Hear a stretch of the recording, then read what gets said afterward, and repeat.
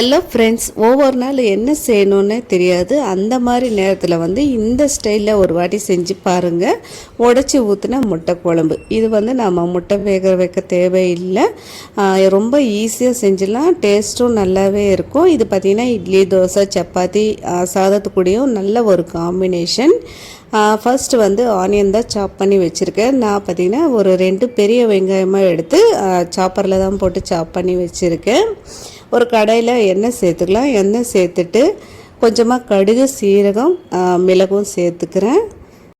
எண்ணெயில் கடுகு, சீரகம் அதெல்லாம் பொரிஞ்சதுக்கப்புறமா நம்ம சாப் பண்ணி வச்சுருக்கிற வெங்காயமும் சேர்த்துக்கலாம். நீங்கள் ஒரு வேலைக்கு போகிறவங்களாம் இருந்தால் இந்த மாதிரி சாப்பர் அது எல்லாமே வாங்கி வச்சுக்கோங்க. நல்லாவே யூஸ் ஆகுது. இது பார்த்திங்கன்னா நான் ரொம்ப வருஷமாக வாங்கி யூஸ் பண்ணிகிட்டு இருக்கேன். நல்லா வெங்காயம் எல்லாம் ஒரு 2 பெரிய வெங்காயம் போட்டு சாப் பண்ணால் நல்லாவே சாப் ஆகுது. இப்போ நம்ம எண்ணெயில் வெங்காயமும் சேர்த்துக்கலாம். வெங்காயம் நல்லா வதங்கட்டும். அதுக்கு நம்ம கொஞ்சமாக உப்பும் சேர்த்தோம்னா சீக்கிரமாகவே வதங்கிடும். நல்லா ப்ரௌனாகவும் ஆகிடும் சீக்கிரமாகவே. அதுக்காக தான் இதில் பார்த்திங்கன்னா கொஞ்சமாக நான் கருவேப்பிலையும் சேர்த்துருக்கேன். சேர்த்துட்டு நல்லாவே வதக்கிக்கலாம். இன்னுமே கொஞ்சம் வதங்கணும்.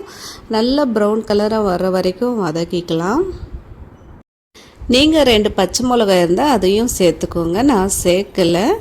இப்போ நல்லாவே ப்ரௌன் கலராக வந்ததுக்கப்புறமா தக்காளி பார்த்திங்கன்னா ஒரு 4 தக்காளி சாப் பண்ணி வச்சுருக்கேன். அதையும் சேர்த்துக்கிறேன். தக்காளியும் சேர்த்ததுக்கப்புறமா நல்லா ஒரு வாட்டி மிக்ஸ் கொடுத்துட்டு கொஞ்ச நேரம் அப்படியே மூடி போட்டு மூடி வச்சுருங்க. அப்போ ரெண்டுமே நல்லா வதங்கிடும். வெங்காயம், தக்காளி எல்லாமே தண்ணி எதுவுமே இப்போ சேர்க்க வேண்டாம், அப்புறமா சேர்த்துக்கலாம். இப்போ மூடி திறந்து பார்த்துடலாம் வாங்க. நல்லா தக்காளி எல்லாமே வதங்கிடுச்சு. இது நம்ம கரண்டி வச்சு இன்னுமே ஸ்மாஷ் பண்ணோமா நல்லாவே வதங்கிடும். இதில் பார்த்திங்கன்னா மிளகாய்த்தூள் 2 ஸ்பூன் சேர்த்துருக்கேன். தனியாத்தூள், சீரகத்தூள், அதுக்கப்புறமா கொஞ்சமாக மஞ்சள் தூளும் சேர்த்துருக்கேன். கூடவே கல்லுப்பும் சேர்த்துருக்கேன். அந்த கல்லுப்பு தான் கொஞ்சம் கலராக இருக்குது. அதில் பார்த்திங்கன்னா கருவேப்பிலை பொடி தான் சேர்த்துருக்கேன். அதுக்காக தான் சேர்த்துட்டு நல்லா ஒரு வாட்டி கலந்துக்கலாம். கலந்துட்டு கூடவே கொஞ்சமாக 1 ஸ்பூன் காஷ்மீரி சில்லி பவுடர் தான் சேர்த்துருக்கேன். இது பார்த்திங்கன்னா கலருக்காக தான் சேர்த்துருக்கேன், காரம் இருக்காது. கலந்துட்டு நல்லா ஒரு வாட்டி மிக்ஸ் கொடுத்துடலாம். மிக்ஸ் கொடுத்துட்டு கூடவே கொஞ்சமாக தண்ணி சேர்த்துக்கலாம். இல்லைன்னா அடி பிடிச்சிடும். அந்த மிளகாய் தூள் எல்லாமே சேர்த்துருக்கோம் இல்லைங்களா, அதுக்காக தான்.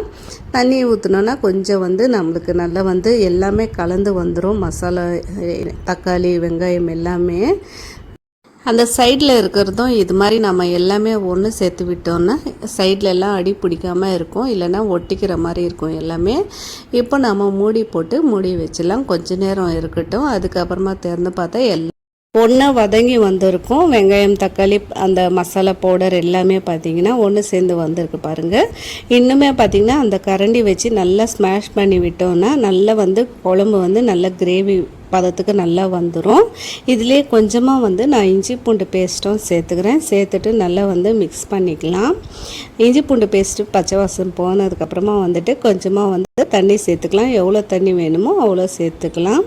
சேர்த்துட்டு ஒரு வாட்டி கலந்துக்கோங்க. உப்பும் பார்த்திங்கன்னா செக் பண்ணிக்கோங்க. அதுக்கப்புறமா மூடி போட்டு ஒரு 10 நிமிஷம் விட்டிங்கன்னா போதும். நல்லா கிரேவி எல்லாமே ரெடி ஆகிடுச்சு. இப்போது நமக்கு இந்த ஸ்டேஜில் வெஜிடேரியன் சாப்பிட்றவங்களாம் இருந்தால் தனியாக கிரேவியும் எடுத்து வச்சுக்கலாம். இதுலேயே பார்த்திங்கன்னா நான் முட்டை உடச்சி ஊற்ற போகிறேன். ஒவ்வொரு முட்டையாக தான் நான் ஊற்ற போகிறேன். ஏன்னு பார்த்திங்கன்னா ஒவ்வொரு வாட்டி முட்டை ஒவ்வொன்று அழுகியும் இருக்கும். பார்த்து சேர்த்துக்கோங்க. எப்போவது முட்டை சேர்க்குறீங்க அப்படின்னா சொல்ல முடியாது இல்லைங்களா, உள்ளே இருக்கும். நம்ம ஊற்றும்போது ஒவ்வொன்றும் தெரியாது. அதுக்காக தான் இது மாதிரி கிண்ணத்தில் ஊற்றி தான் நான் எப்போவுமே ஊற்றிப்பேன். இப்போ அதுக்கு மேலேயே முட்டை எல்லாமே சேர்த்ததுக்கப்புறமா நான் ஒரு 5 முட்டை சேர்த்துருக்கேன். சேர்த்துட்டு கொஞ்சமாக உப்பு, சால்ட்டும் சேர்த்துருக்கேன். கொஞ்சமாக பெப்பர் பொடியும் மேலே தூவி விட்டுருக்கேன். தூவி விட்டுட்டு அப்படியே சிம்லேயே வச்சு மூடி போட்டு மூடி வச்சிடலாம். ஒரு 5 மினிட்ஸ் கழித்து பார்த்தோன்னா நல்லா கீழே நல்லா வெந்திருக்கும் முட்டை. ஒவ்வொரு முட்டையும் இது மாதிரி பொறுமையாக வந்து திருப்பி போட்டுக்கோங்க. இந்த சைடும் நல்லா வெந்து வந்துடும். எல்லா முட்டையும் இதே மாதிரி திருப்பி போட்டுக்கலாம். திருப்பி போட்டு மூடி போட்டு இன்னுமே வந்து ஒரு 5 மினிட்ஸ் அப்படியே விட்டிங்கன்னா முட்டை எல்லாமே நல்லா வெந்து வந்திருக்கும். அந்த கிரேவியோட முட்டையும் சாப்பிடும்போது நல்லா டேஸ்ட்டாக இருக்கும். நான்வெஜ் எதுவுமே செய்யாதப்போ வந்து ஹஸ்பண்டுக்கு இது மாதிரி செஞ்சு கொடுத்தாலே போதும், அவர் விரும்பி சாப்பிடுவார். நல்லா டேஸ்ட்டாக இருக்கும் சாப்பாடோடு பிசைஞ்சு சாப்பிடும்போது.